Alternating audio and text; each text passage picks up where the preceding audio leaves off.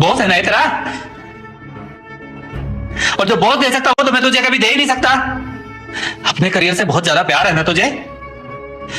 मैं 2 दिन के लिए बाहर क्या चला गया, तू किसी और की बाहों में लेट गई।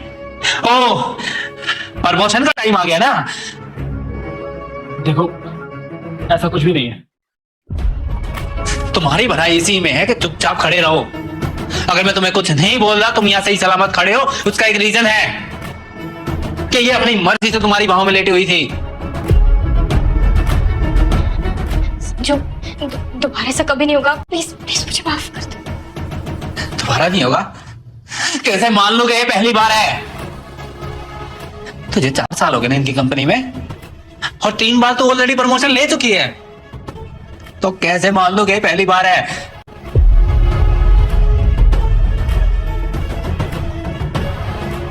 झूठ बोला था मैंने तुमसे।